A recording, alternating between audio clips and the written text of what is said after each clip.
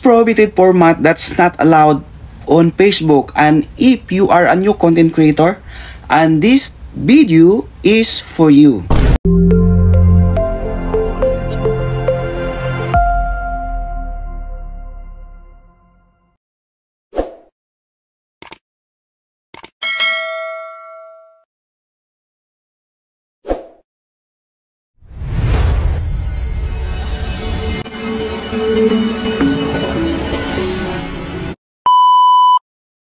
Prohibited format that's not allowed on Facebook. And if you are a new content creator, and this video is for you.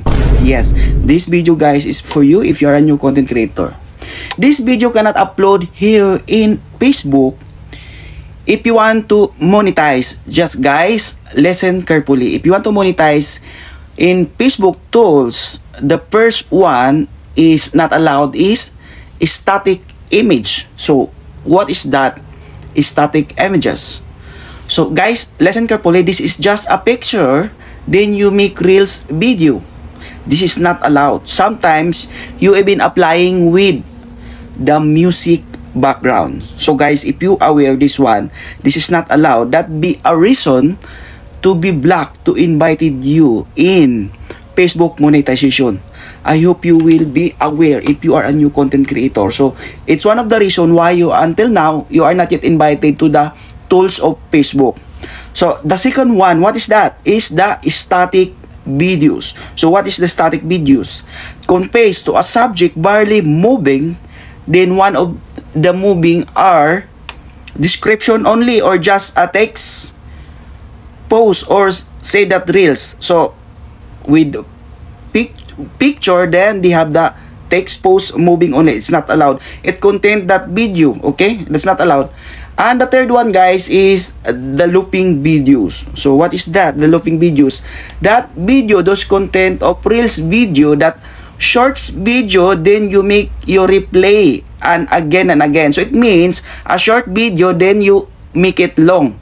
This is not allowed here in Facebook as per the Facebook content policy guideline. Guys, just listen carefully because it really helped to you this one. And the fourth one, it's called slideshow images. So if you make slideshow images and you make it video, your picture, it's not allowed also. You will make it reels video, it's not allowed. And it's sometimes you have been put music, that's not allowed guys. So I hope you will be aware on that.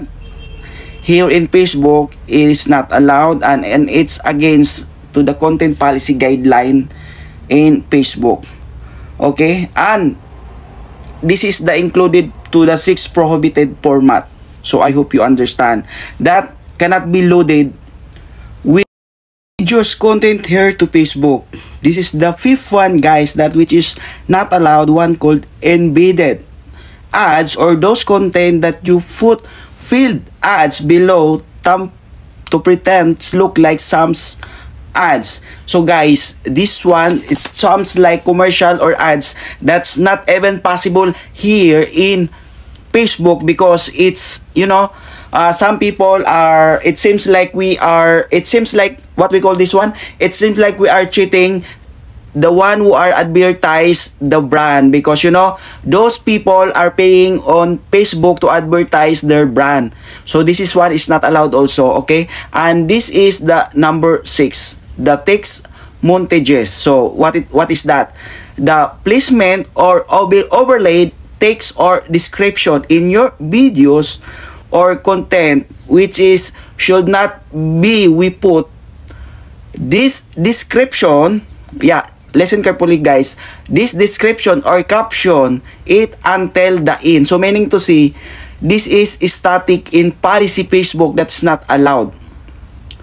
So just put in the second only guys, it's allowed, but if you put until the end the description, it's not allowed. Okay, so the placement of our text or description, those we should just second of overlay content or reels video. So we cannot put your reels description that until the end, because So why we cannot allow to put it? Because it's will enter to the text montages, or the one who are in considered can also be in considers. We have almost covered our videos or our page, so that one subject to our videos, it's not allowed, and it's just a text, that you will see. So this text montages, guys, and that's one of the most banned format here in Facebook. I hope you will be aware on that. So let's also add the placement. Let's also add the placement of music from the Facebook license, which can cause us a violation. So I hope you need to be careful for that, guys. It's not allowed also. So therefore, if you are the beginner, if you are a beginner content creator, and if you want to monetize here in Facebook, so this what I mentioned here, please avoid this kind of format that we mention here, so that it easy to you to monetize and you will not get any violation. So I hope, guys, you understand, and I hope this video will help you to avoid violation in the future. So please follow for more tips and tutorial. Thank you so much and have a nice day. Guys, if you're new to this channel, don't forget to subscribe, like, share my videos and click the bell button, so that you're updated for my latest videos. Thanks for your support. God bless and have a great day.